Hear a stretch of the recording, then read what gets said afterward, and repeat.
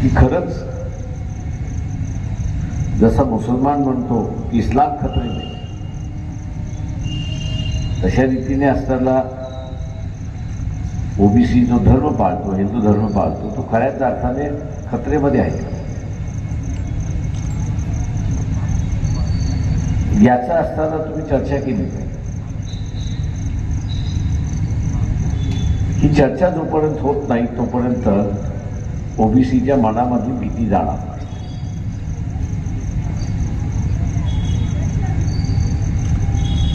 आपण असं त्या ओबीसीच्या कार्यकर्त्यांना जे आहेत त्यांनी असं आपल्या समाजाशी बोलत असताना वाड वडिलांचा असणारा जे देवघर आहे आणि वाड वडील जे असणाऱ्या धर्माला मानत होते त्याचा तुम्ही त्याग करता. धोक्यात कधी येतं की ज्यावेळेस तुम्ही त्याग करता. तुम्ही त्याग ज्यावेळेस करणार नाही त्यावेळेस धोका नाही. त्याग करणार नाही धोका नाही. आणि मग जे धोका आहेत म्हणून सांगणारे जे कोण आहे यांच्या पाठीमागचा हेतू काय हे आपण लक्षात घेतलं. दुसरा प्रश्न आहे की ओबीसी असताना बीजेपीला आपला असताना पक्ष त्या ठिकाणी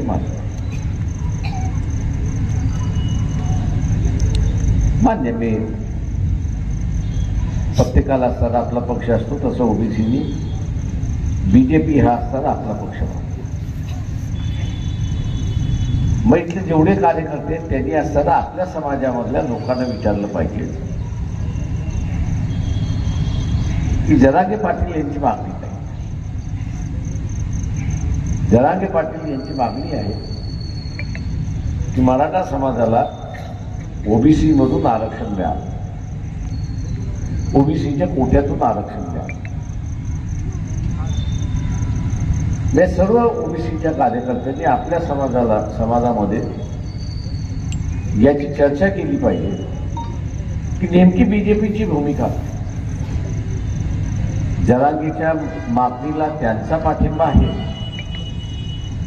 की जरांगेच्या मागणीला त्यांचा असणारा विरोध.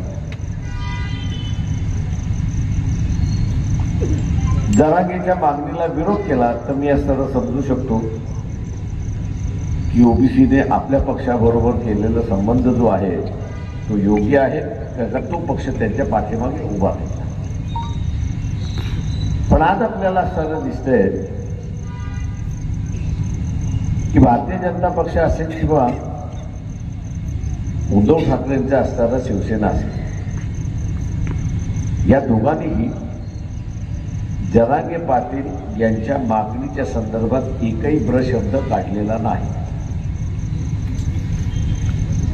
त्यांनी एकही ब्रशब्द काढलेला नाही. याचा अर्थ मी असताना मानतो की हे पक्ष स्वतःच्याच समाजाचा विचार करतो. कायस्थ ब्राह्मण यांचाच विचार करतात आणि उरलेल्यांचा विचार करतात. आणि मग असताना आपल्या समाजाला ओबीसीच्या कार्यकर्त्यांना माझं म्हणणं आहे की तुम्ही असताना आपल्या समाजाला विचारा की बाबा जर आपलं घेणं देणं स्थिती नाही तर मग आपण का त्यांच्या पाठीमागे चालतो.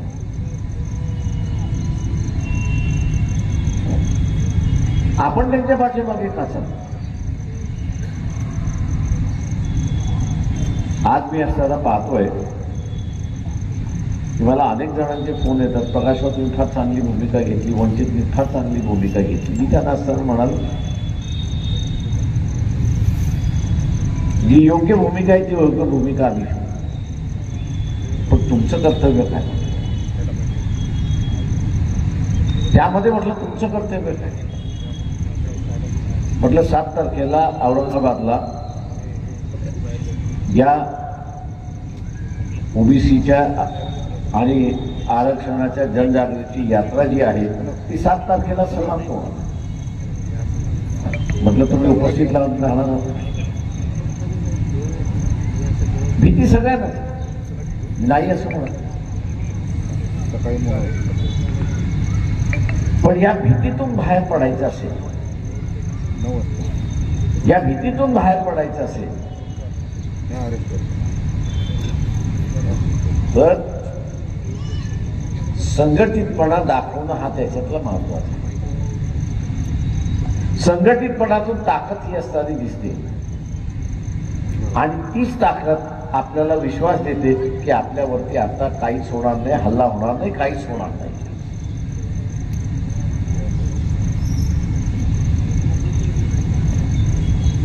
तर 7 तारखेला सगळ्या ओबीसीने औरंगाबादच्या जाहीर सभेमध्ये पोचलं पाहिजे, स्वतःच्या गाड्या घेऊन पोचलं पाहिजे, स्वतःच्या वाहनाने. ते जर ओबीसी करू शकला नाही तर आमच्यासारखे कितीही आले तरी हे आरक्षण वाचू शकणार नाही. याचं कारण की काही दिवसापूर्वी शरद पवारांचं विधान होतं. काही दिवसापूर्वी शरद पवारांचं विधान होतं की समाजाचे आम्ही असताना 225 आमदार निवडून आणू, समाजाचे असताना आम्ही 225 निवडून आणणार. आणि नंतर त्यांनी दुरुस्त केलं की नाही मला असताना महाविकास आघाडीचं म्हणायचं. ओटात जे होतं ते ओटात आलं आणि ओटातून आपल्यासमोर आलं अशी असताना परिस्थिती. तेव्हा हे वास्तव्य ओबीसीने ओळखलं पाहिजे. हे वास्तव्य ओबीसीने ओळखलं पाहिजे की जरांगे पाटील यांना पाठिंबा देणारे जे 2-3 जे पक्ष आहेत, मग मी त्याच्यामध्ये असणारा काँग्रेस हा बाळासाहेब थोरातांचा पक्ष, थोरात त्यांचे असणारे नेते, आणि एनसीपी यांचे असणारे नेते शरद पवार, हे दोघंही मराठा समाजाचे. जरांगे पाटील हेही मराठा आहे. ज्या अर्थी आजही शरद पवारांची मुलाखत झाली, ज्या अर्थी संवाद झाला पाहिजे, संवादाची गरज नाही. तुम्ही राजकीय पक्ष असाल तर तुमच्या पक्षाची भूमिका काय ती सांगा. जरांगेच्या मागणीला तुमचा पाठिंबा आहे की जरांगेच्या मागणीला तुमचा विरोध आहे, ते मांडायचं नाही, पण उरलेलं भनकुरान मांडायचं. याच्यावरूनच आपण लक्षात ओबीसीने लक्षात घेतलं पाहिजे की हे दोन पक्ष ओबीसीच्या विरोधात आहेत. ही खुणगाठ त्यांनी त्या ठिकाणी बांधली, ही खुणगाठ त्यांनी त्या ठिकाणी बांधली पाहिजे. मी मगाशी म्हटल्याप्रमाणे असणारा बीजेपी आणि उद्धव ठाकरे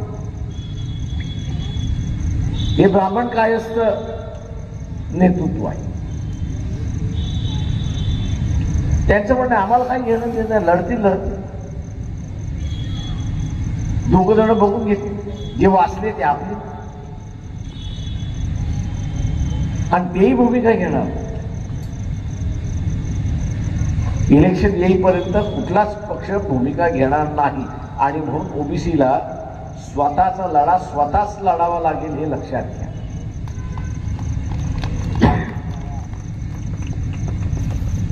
स्वतःचा असणारा लढा स्वतःलाच लढावा लागेल. आम्ही तुमच्या बरोबर आहोत.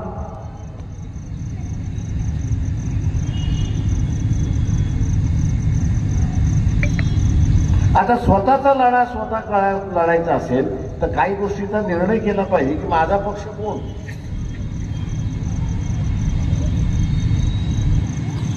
उद्या समजा वाटाघाटी झाली आणि काँग्रेस पक्षाला 100 जागा आल्या असं धरून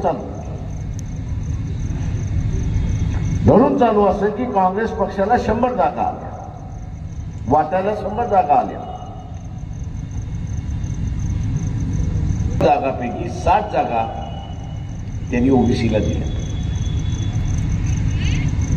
त्या 60 जागा जर त्यांनी ओबीसीला दिल्या तर माना की हा ओबीसी वादी आहे पक्ष, असं तुम्ही त्याला माना. त्यांनी 7 जागा दिल्या नाही तर हा ओबीसीचा विरोधक आहे असं तुम्ही समजा. हा नियम सगळ्याच पक्षांना लावा. हा नियम तुम्ही सगळ्याच पक्षांना लावा. उमेदवारी मिळाली तर काही जण निवडून येतील. उमेदवारी मिळालीच नाही तर निवडून कुठून येणार? 100 नुसत्या वल्गना होती, अस्तित्वात काहीच नाही. हे देणार नसतील. मी इथल्या असणाऱ्या ओबीसीला असणाऱ्या विनंती करतो आणि सर्व कार्यकर्ते जे आहेत यांना असणाऱ्या विनंती करतो की ज्या गावामध्ये आपण ज्या प्रभागामध्ये त्या प्रभागाची मतदार यादी काढा. त्या मतदार यादीमध्ये वेगवेगळा ओबीसी समूह जो आहे त्या गावामधलाच काढा. बाहेरचं काढायची गरजच नाही. त्या प्रभागातली काढायची प्रभागातच माझी यादी करा. आणि तुम्हाला लक्षात येईल त्या गावाच्या मतदानामध्ये ओबीसीचं मतदान जास्त आहे. ओबीसीचं मतदान जास्त आहे. ओबीसीचं मतदान जास्त आहे म्हटल्यानंतर म्हणजे आपण निवडून येणार अशीच खात्री. पण केव्हा इथल्या असणारा ओबीसीने स्वतःच्या समाजाच्या मेळाव्याला तो हजर राहतो. स्वतःच्या समाजाच्या मेळाव्याला हजर राहतो, लाखांनी राहतो आणि आपली एक ताकद दाखवतो. ती त्याची सामाजिक ताकद, ती त्याची राजकीय ताकद नाही, ती त्याची सामाजिक ताकद. ओबीसीला राजकीय ताकद दाखवायची म्हणजे ओबीसीला राजकीय ताकद दाखवायची असेल तर त्याला सामाजिक ताकद जी आहे त्याला राजकीय ताकद करावी. आणि ही राजकीय ताकद करायची असेल तर जसं आपण समाजाच्या मेळाव्याला जातो तसंच आपण ओबीसीच्या मेळाव्याला सुद्धा गेलं. ओबीसीच्या मेळाव्याला जर आपण उभं राहिला आणि उद्याचं मी जसं म्हटलं की 7 तारखेला औरंगाबादला हा जो आरक्षण बचाव रॅली आहे त्या आरक्षण बचाव रॅलीमध्ये बोलत राहील की आम्ही आता राजकीय झालेला आहोत आणि आपला असताना या ठिकाणी आम्ही फडसाई पाडू आणि तुम्हाला हरवू शकतो. ही भीती आहे, ही थ्रेट आहे. ही 7 तारखेची रॅली निर्माण करेल हे आपण लक्षात घ्या. आणि म्हणून कुठलंही महत्वाचं काम असेल आता मी जाऊ कसा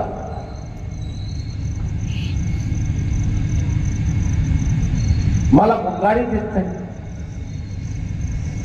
जाताना कोणी मला नाश्ता देत नाही. या सबबीचं सांगायला लागला तर आज पहिल्यांदा असणारा करा 1990 नंतर तुमच्या घरामध्ये डॉक्टर झाला की,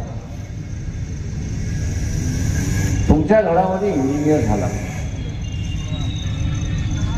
आर्किटेक्चर झाला की, बिल्डर झाला की, कारकून झाला की, IAS अधिकारी झाला की, IPS अधिकारी झाला की, नोकरीला कोणी लागलं कशामुळे लागलं? ते आरक्षणामुळे लागलं. ज्याच्यामुळे आपली प्रगती झाली, ज्याच्यामुळे आपल्या आयुष्यामधला बदल झाला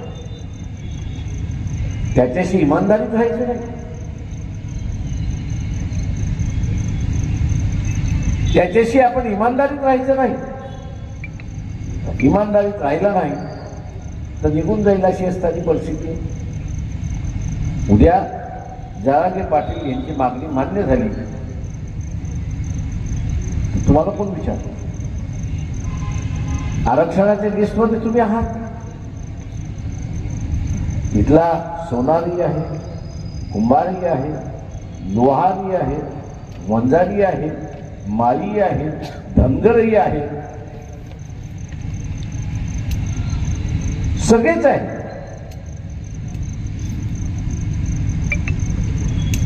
तुम्ही सगळे असून उपयोग काय? त्या का जरांगे पाटील यांची मागणी मान्य झाली आणि ते तुमच्यामध्ये आले आणि ते तुमच्याकडे आल्यानंतर ते पूर्ण ताक घ्यायला बसतील, तुम्हाला त्याच्यातला एक वाटा सुद्धा मिळणार. आणि मग आम्ही म्हणू की नाही आम्ही आता आंदोलन करू, अमुक करू, तमुक करू, तमुक करू. हे तुम्ही स्वतःला फसवताय आणि तुमच्या पोराबाळांना फसवताय, हे लक्षात घ्या. तुम्ही दुसरं कोणाला नाही फसवता, तुम्ही दुसरं तिसरं कोणाला फसवत नाही, तुम्ही तुमच्या पोराबाळांना फसवताय, हे लक्षात घ्या.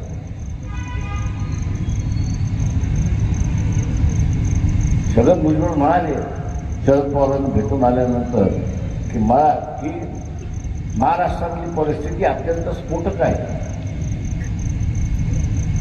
अत्यंत स्फोटक आहे, कधीही काही होऊ शकतं. मान्य आहे मला की मी जाणतोय की ओबीसीने आपला एक खेमा केलाय आणि मराठा समाजाने आपला असताना एक खेमा केलाय.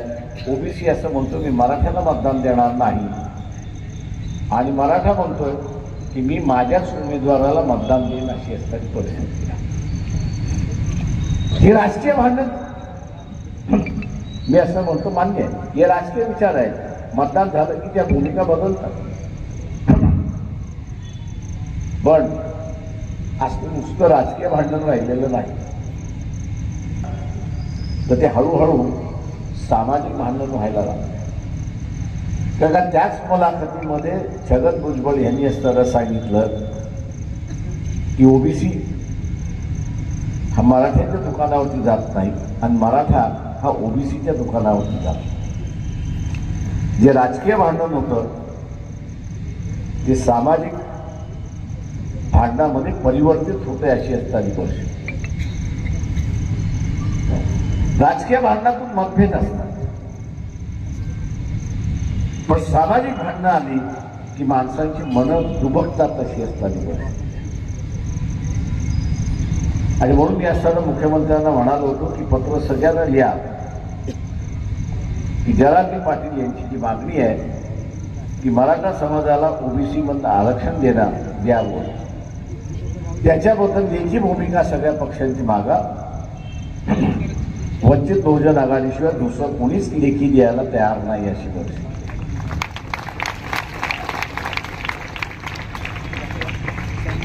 त्या काय शरद पवार हे मराठा आहेत की नाही?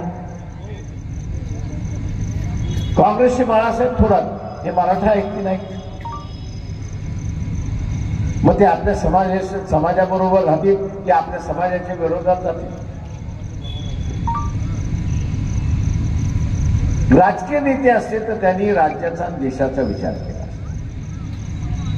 पण दुर्दैवाने ते राजकीय नेते नाहीत, दुर्दैवाने ते असताना समाजाचे नेते आहेत आणि म्हणून समाजाच्या हिताचं ते असताना बघतात आहेत.